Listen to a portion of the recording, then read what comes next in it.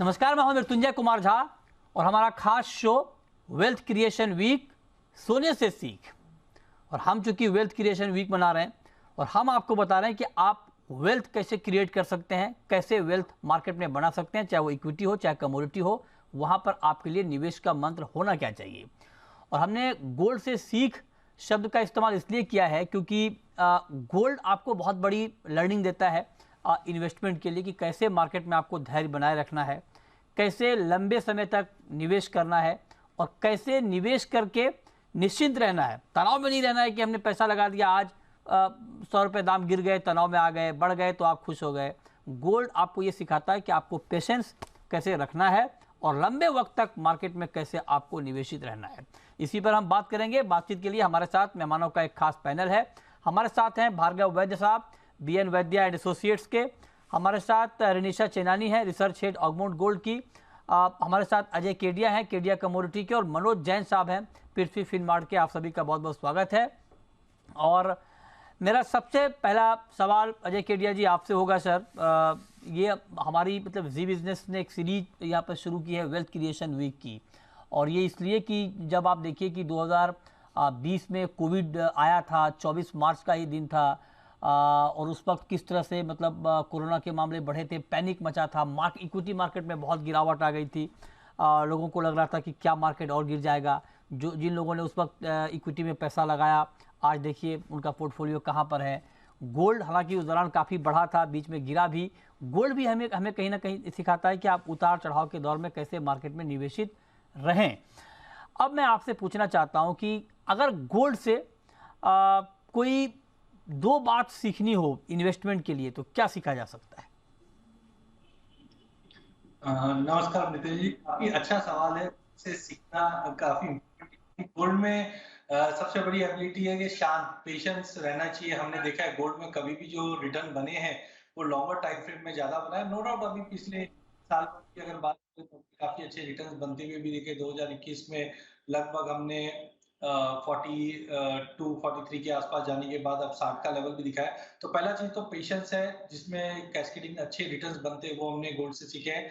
और जब भी बुरा समय आता है तो गोल्ड जैसे चमकता है, तो बुरे समय में गोल्ड भी चमकता, गोल्ड के रिटर्न्स भी चमकते। वो हमने कोविड के पीरियड में देख लिया, चाहे कोई फाइनेंशियल क्राइसिस जैसे 2008 में देखा था, तो वैसा कभी भी होता है तो गोल्ड भी बुरे समय में चमकता है और उसके रिटर्न्स भी चमकते हैं। तो दो चीजें हम सीख सकते हैं। एक तो पेशेंसली गोल्ड में इन्वेस्ट करके रहना चाहिए ताकि अच्छे रिटर्न बनेंगे, और टाइम जब बुरा टाइम रहता है तब उसमें पोर्टफोलियो में आपको चमक जरूर दिखाता हुआ दिखाई देगा। ठीक बात है। और देखिए मतलब ये तो आंकड़े भी इसकी गवाही दे रहे हैं कि 2018 में सितंबर के महीने में 30,000 के आसपास था गोल्ड, जो अब बढ़ के ऑलरेडी मतलब करीब करीब डबल हो गया है। मतलब 4.5 साल में 2 गुना गोल्ड के दाम हो गए हैं, तो डबल आपका मुनाफा हो गया है।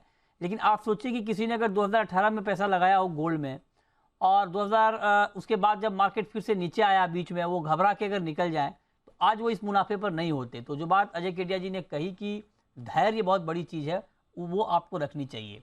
भार्गव जी, आपसे मेरा सवाल होगा सर कि हम आज चूंकि वेल्थ क्रिएशन वीक हम लोग ये पूरा हफ्ता मना रहे हैं और उसमें हमारी थीम है कि गोल्ड से कैसे वेल्थ क्रिएट करना सीखा जाए। तो आप बताइए सर, कैसे सीखा जाए गोल्ड से? देखिए, गोल्ड में एक रेगुलर इन्वेस्टमेंट करना चाहिए, जैसे आप SIP में कोई भी इक्विटी में करते हैं और या किसी एसेट क्लास में। गोल्ड एक स्टोर ऑफ वैल्यू है, वो आपकी वेल्थ को संभाल के रखेगा।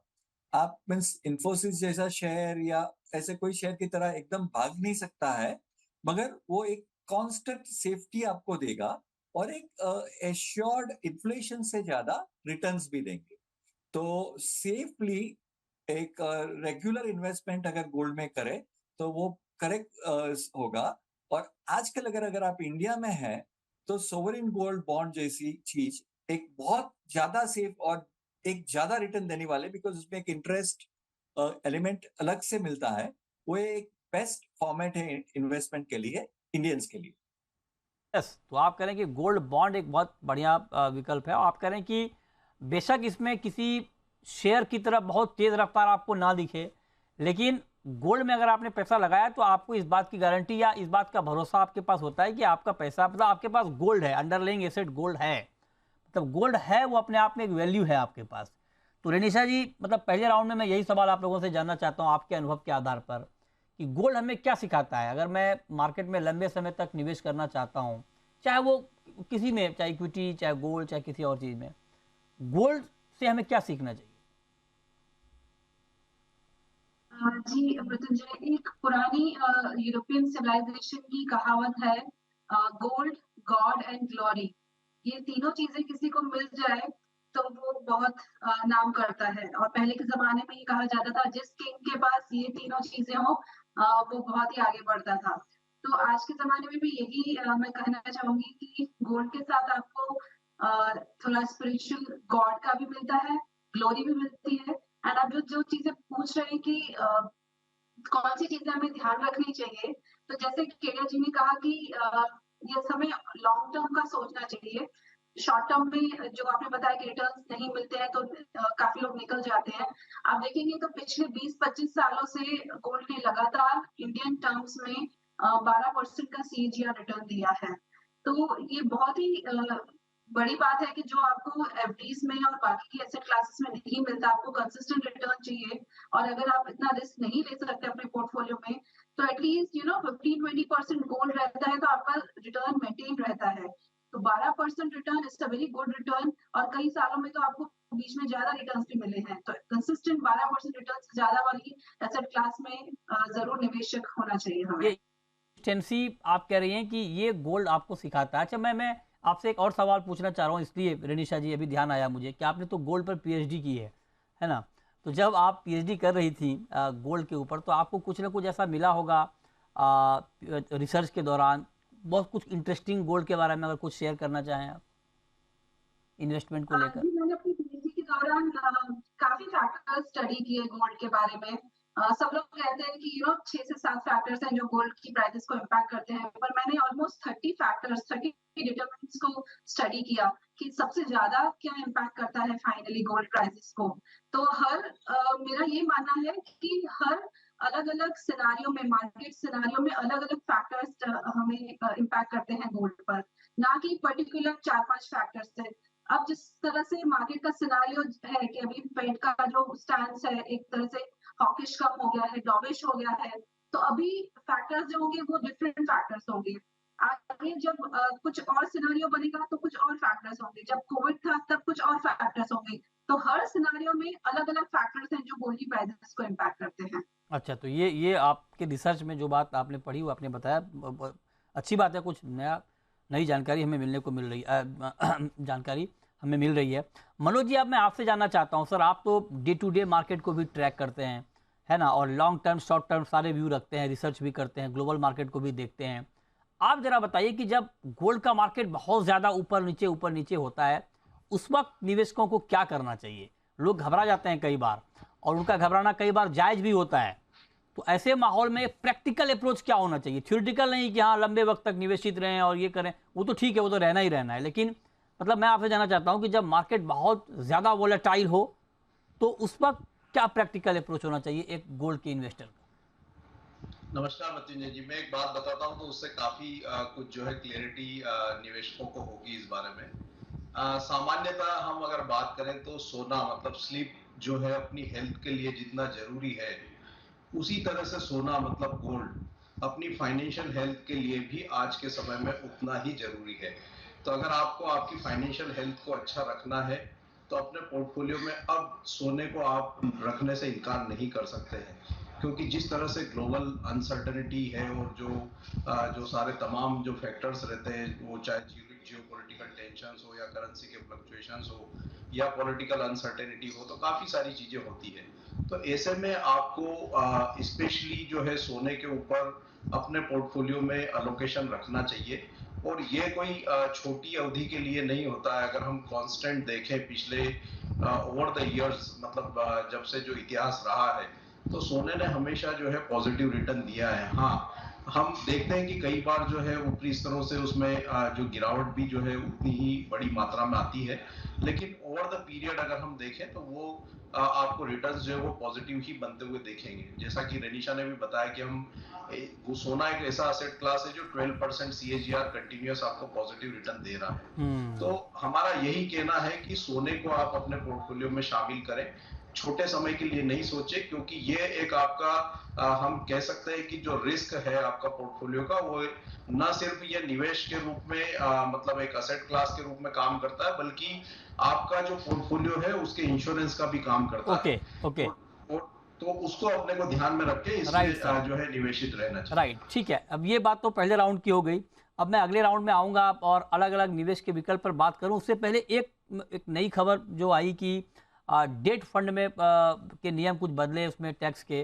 तो इस पर भार्गव जी मैं आपसे जानना चाहता हूँ, ये जो डेट फंड को लेकर खबर आई कि अब जो है वो इंडेक्सेशन का बेनिफिट जो है उसमें नहीं मिलेगा। इसको मैं थोड़ा गोल्ड के संदर्भ में आप समझना चाहता हूँ कि गोल्ड फंड या ETF इसके ऊपर क्या इम्पैक्ट पड़ने वाला है सर?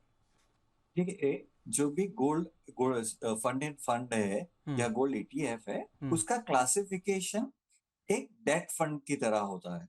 उसके पर आपको STT नहीं लगता। जब इक्विटी पे ज्यादा लगता था तो वो उसका एक डिफरेंट क्लासिफिकेशन हो गया। तो वही इंटरप्रिटेंस के हिसाब से ये सब फंड्स को आप पे आज जिस तरह से पोजीशन आ रही है, शायद कुछ अमेंडमेंट आ भी जाए, आपको इंडेक्सेशन नहीं मिलेगा। आप सोवरिन गोल्ड बॉन्ड जैसे प्रोडक्ट देखेंगे तो उस पर आपको इंडेक्सेशन मिलेगा। फिजिकल गोल्ड में आपको इंडेक्सेशन मिलता है, मगर ये स्पेसिफिक क्लैरिफिकेशन के हिसाब से फंड और फंड में तो मिलेगा ही नहीं।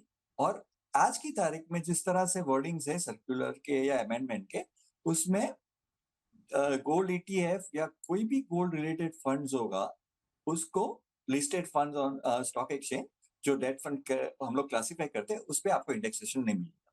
तो लॉन्ग टर्म कैपिटल गेन्स का जो इंडेक्सेशन का बेनिफिट है वो चला जाएगा और उसे short term capital gain treat करेंगे और उसे नॉर्मल टैक्स लगेगा। तो इसका सर कोई इम्पैक्ट आप देख रहे हैं गोल्ड फंड और गोल्ड ETF में इन्वेस्टमेंट में? कम होगा, कुछ घटेगा? देखिए, इमीडिएट इम्पैक्ट के हिसाब से थोड़ा बहुत कम होगा, मगर काफी लोग हिंदुस्तान में इन्वेस्ट करते हैं, वो बहुत लंबे समय के लिए करते हैं, वो टैक्सेशन सोचते हैं। अच्छा, मगर टैक्सेशन के हिसाब से इन्वेस्टमेंट नहीं करना वो तो नहीं होगा। जब भी हम कहते थे कि गोल्ड कंट्रोल एक्ट भी इंडिया में था, तभी भी इन्वेस्टमेंट अगर गोल्ड में होता था तो हम ये मामूली सी टैक्स की बात क्या कर रहे हैं। तो हिंदुस्तानियों का गोल्ड के प्रति प्रेम के हिसाब से इन्वेस्टमेंट जारी रहेगा, मगर जो एक पर्टिकुलर क्लास है जिसे टैक्सेशन का इम्पैक्ट ज्यादा होता है, वो ये प्रोडक्ट के बदले अगर वो सोवरिन गोल्ड बॉन्ड या दूसरा कोई प्रोडक्ट में जा सकते हैं तो वो जाएंगे। अच्छा, ठीक है। तो ये क्लियरिटी है। अब जरा रिनिशा जी आप बताइए, ये तो बात हो गई, लेकिन अब मैं आपसे आगे की बात ये पूछना चाह रहा हूँ। अभी देखिए गोल्ड का मार्केट ऑल टाइम हाई के आसपास है। अगर अभी गोल्ड में, बहुत सारे लोग ये जानना चाह रहे हैं क्या अभी गोल्ड में पैसा लगाएं क्या? अब तो वो मौका चूक गए 50,000 55,000 वाला, अब तो 60,000 के आसपास भाव आ गया। तो क्या अभी लगाने से रिटर्न कम मिलेगा? बहुत लोगों के मन में दुविधा है। तो मैं जानना चाहता हूं कि अगर मैं साल 2 साल का नजरिया हो, 2 साल का मान लीजिए, 2 साल के लिए क्या इस भाव पर गोल्ड में पैसा लगाना ठीक है? अगर हाँ तो कैसे लगाएं, किस में लगाएं, किसके जरिए लगाएं, कितना रिटर्न मिल सकता है?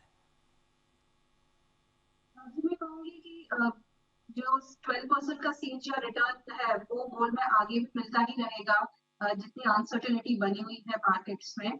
तो कई विकल्प है इंडिया में। आपका जो स्टैंड किस तरह से शॉर्ट टर्म है, लॉन्ग टर्म है, उस तरह से आपको पैसे लगाना चाहिए। आप जिस तरह अभी 2 साल की बात कर रहे हैं, तो 2 साल में भी कई कैटेगरी ऑफ इन्वेस्टर्स होंगे जो 1 महीने पे ही प्रॉफिट बुक करना चाहेंगे, तो वो उन्हें ऑब्वियसली फ्यूचर्स मार्केट में ही ट्रेड करना चाहिए। तो वैसे इन्वेस्टर्स हैं जिसको 1 महीने ही में प्रॉफिट बुक करना है, तो उनके लिए मैं कहूंगी कि थोड़ा स्टे अवे। प्राइसेस 60,000 है तो अभी थोड़ा इन्वेस्ट नहीं करना चाहिए। ओवरऑल भी पॉजिटिव है, बट थोड़ा डिप्स पे बाइंग करनी चाहिए। जिसका नजरिया थोड़ा सा लंबा है, 3 महीने से 1 साल तक है, मैं उनके लिए कहूंगी कि आप SIP स्टार्ट कर दीजिए 1 अप्रैल से ही। तो हर महीने आपका थोड़ा इन्वेस्टमेंट रहेगा, तो आपको returns at the end of the year बहुत अच्छे मिलेंगे और आपकी एवरेज प्राइसिंग काफी नीचे आ सकती है। तो आप SIP गोल्ड ETFs में भी कर सकते हैं, हर महीने थोड़ा अमाउंट कीजिए, या फिर डिजिटल गोल्ड में भी SIP कर सकते हैं। और अगर आपका लॉन्ग टर्म व्यू है कि आप 5 साल 8 साल तक भी खड़े रह सकते हैं, तो then SGP is the best way to invest in gold. ये मैंने आपको सारे digital methods of investing in gold बताए। बाकी फिजिकल गोल्ड में बाइंग करना वो भी एक अच्छा विकल्प है। आप कॉइन्स में भी अगर एसआईपी करते तो काफी लोग ऐसा भी करते हैं कि हर महीने 1-1 ग्राम का कॉइन ले लिया, वो भी एक तरह की एसआईपी मानी जाती है। तो जो प्राइजेस हैं अभी, यहाँ से लमसम इन्वेस्टमेंट करना मुझे थोड़ा बहुत रिस्की लग रहा है। एसआईपी इज द बेस्ट वे, आप किसी भी फॉर्म में कर सकते हैं। ओके, ठीक है। तो ये तरीके हैं जिसके जरिए आप गोल्ड में पैसा लगा सकते हैं, निवेश कर सकते हैं। केडिया जी ने एक डेटा मुझे भेजा है, और डेटा पढ़ने के बाद बड़ा बड़ा अफसोस भी हो रहा है कि बताइए कि 15 साल में, जरा केडिया जी को स्क्रीन पर लाइए, 15 साल में करीब करीब 500% का रिटर्न मिला है गोल्ड में। कमाल है। बताइए, 15 साल पहले भी मैं कमोडिटी कवर करता था, गोल्ड को देखता था। अगर मैंने ठीक ठाक इन्वेस्टमेंट कर लिया होता 15 साल पहले, तो आज रिटायरमेंट की प्लानिंग कर रहा होता। बताइए अजय जी, ये आपने बताया नहीं उस वक्त में। तो 15 साल में करीब करीब 500% का रिटर्न मिला है। अजय जी, क्या यही रफ्तार, ये तेवर आगे रहेगा, या आपको लगता है कि अब इस तरह के भारी भरकम रिटर्न की गुंजाइश नहीं है? देखिए पता नहीं, मैं जब भी आया हूँ मैं हमेशा सोने और चांदी में तेजी और तेजी ही बताता है। खाली इसके अंदर ये डेटा जो मैंने शेयर किया है, आप 15 साल में अगर इक्विटी के मुकाबले देखेंगे तो सेंसेक्स वाज अराउंड 20,285 और गोल्ड था 9,400 के करीब। 10 साल में भी अगर आप देखेंगे तो खाली 2008 की गिरावट की वजह से इक्विटी थोड़ा सा अच्छा दिखा रहा है। अदरवाइज 5 साल में 4, 3, 2, 1 कंटिन्यू आप देखोगे तो गोल्ड ने सेंसेक्स को आउटबिट किया है। तो आई थिंक कि जो रिटर्न के पॉइंट ऑफ व्यू से कोई भी पोर्टफोलियो देखा जाता है तो गोल्ड को इग्नोर नहीं किया जा सकता है। पहले हम देखते थे कि गोल्ड में हम इन्वेस्टमेंट के लिए हमारे पास कोई एवेन्यूज नहीं हुआ करते थे, बट 2012-13 के बाद से अगर हम देखें तो सोनियर gold bond is one of the best product जो अभी तक हमको इन्वेस्टमेंट के रूप में मिला है।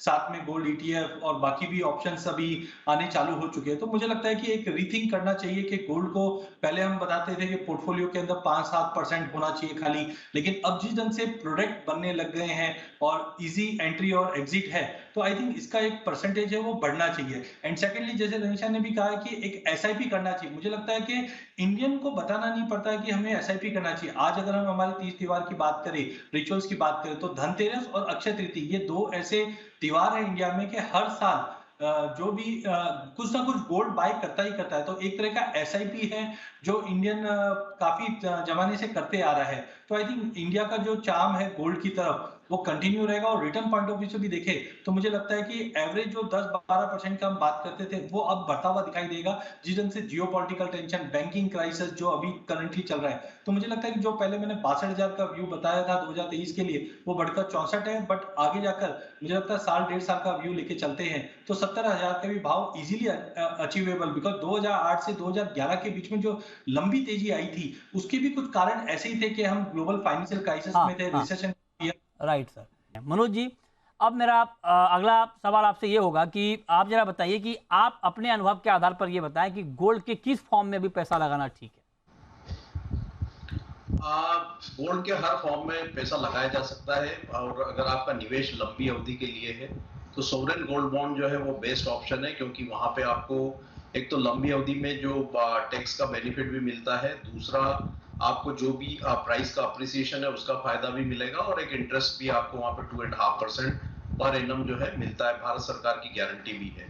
अगर आप छोटे निवेशक हैं, छोटे रूप में पैसा लगाना चाहते हैं, तो गोल्ड ईटीएफ भी एक अच्छा ऑप्शन है। वहां पे काफी छोटे ट्रेंचेस में जो है आप अमाउंट को अक्यूमुलेट कर सकते हैं अपने डीमेट अकाउंट में, तो वो एक अच्छा ऑप्शन है। दूसरा, अगर आप फिजिकल फॉर्म में खरीदना चाहते हैं और अगर आप सराफा बाजार नहीं जाना चाहते हैं, तो एमसीएक्स के भी ऊपर जो है छोटे लॉट 1 ग्राम और 8 ग्राम के उपलब्ध है जहां पे डिलीवरी होती है, तो वो भी एक अच्छा ऑप्शन है और उसको आप डीमेट में रख सकते हैं। निवेश के लिहाज से एमसीएक्स के डीमेट फॉर्म में लेने का ये फायदा है कि आपको जब आप वापस सेल करते हैं तो आपको लेबर चार्जेस वगैरह का नुकसान नहीं होता है और टैक्स का नुकसान भी नहीं होता है। तो तीनों विकल्प है। जो निवेशक का अपेटाइट है, रिस्क अपेटाइट है और होराइजन है, उसके हिसाब से इनमें से चुन सकते हैं। लेकिन अगर लंबी अवधि के निवेशक हैं तो सोवरेन गोल्ड बॉन्ड जो है सबसे बेहतर विकल्प यहाँ पे लगता है। अच्छा, चलिए कार्यक्रम के आखिरी राउंड में हैं हम।